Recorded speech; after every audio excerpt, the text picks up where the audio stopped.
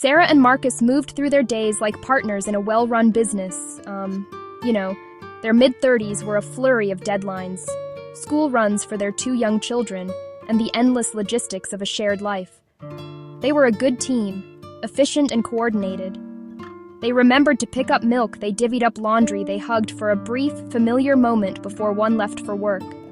But the warmth, the easy spark that had once defined them, had been extinguished for nearly 18 months.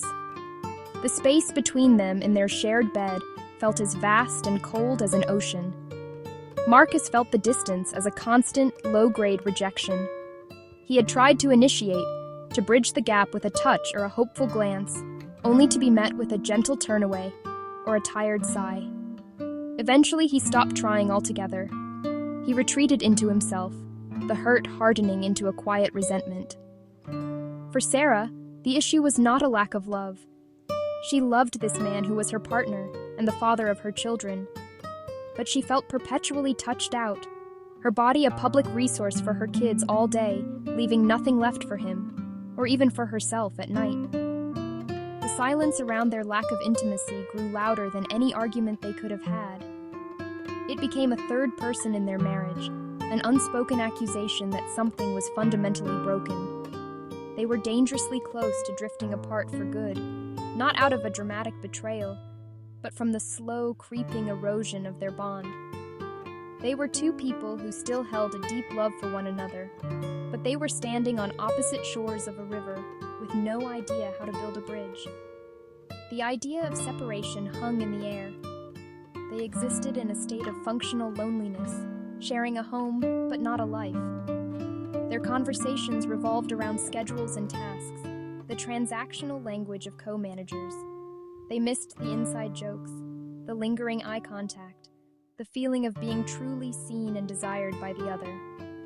Each night, as they lay in the dark, the unasked questions filled the space between them.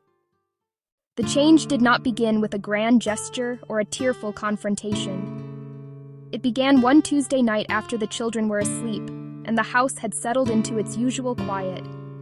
They were cleaning the kitchen, moving around each other in their familiar, distant rhythm. Sarah stopped wiping the counter, her back to him, and said the words that would alter their course. "I miss you," she said, "but I don't know how to find my way back to wanting you." The sentence was a raw and vulnerable admission, holding both the pain of their distance and a flicker of longing. In that moment, Marcus had a choice. He could have heard her words as the final nail in the coffin. He could have reacted with anger or defensiveness. Instead, he chose to listen. He heard not a shutdown, but a quiet, desperate call for help. "I'm lost, and I want to be found."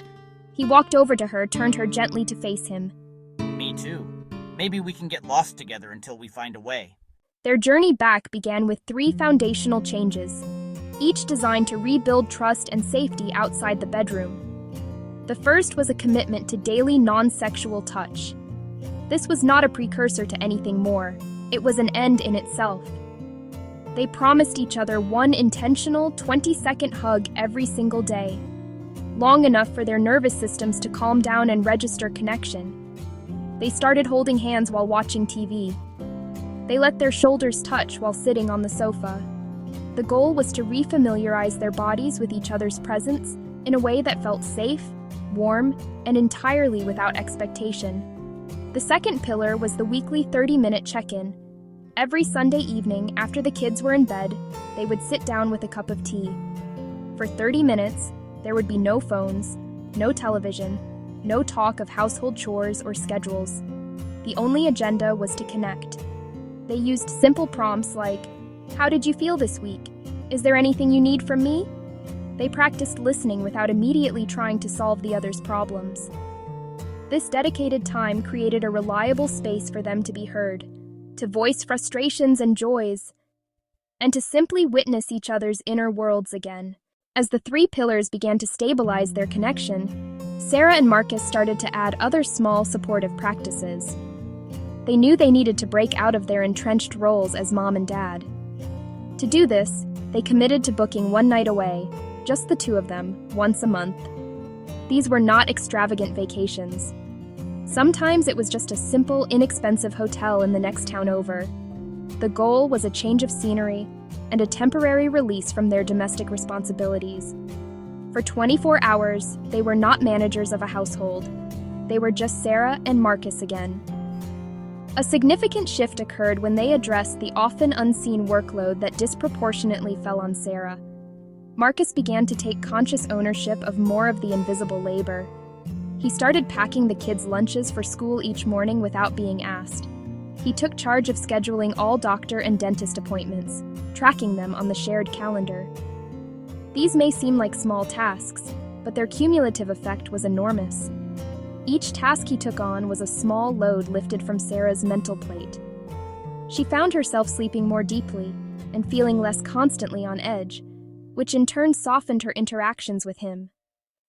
To make communication around intimacy less fraught, they created a simple tool, a yes-no, maybe list.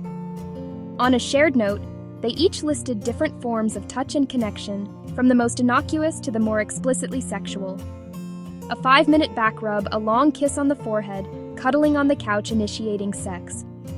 They could look at this list privately and update it based on how they were feeling. It removed the guesswork and the fear of rejection, making it easier to ask for what they wanted and to respect each other's boundaries without it feeling personal.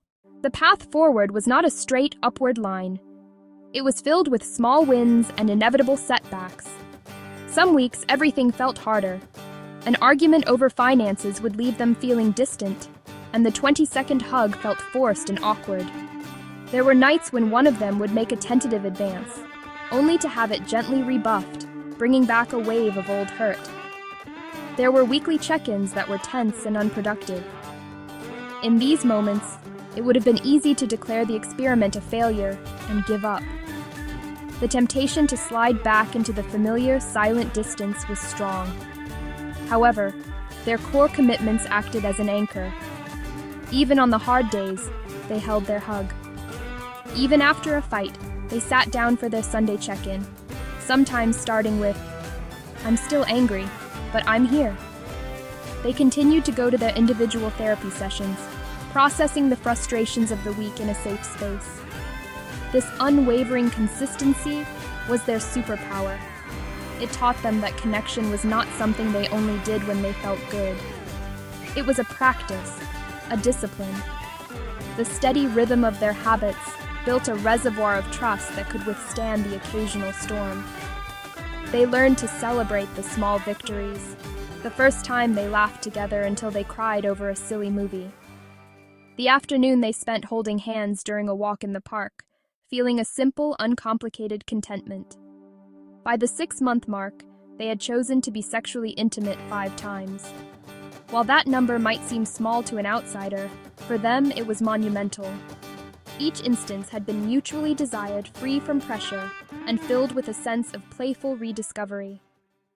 After 9 months of steady, intentional work, Sarah and Marcus were not a perfect couple. They had not discovered a secret formula for a conflict-free life. They still had days when they were tired and irritable, and they still had disagreements.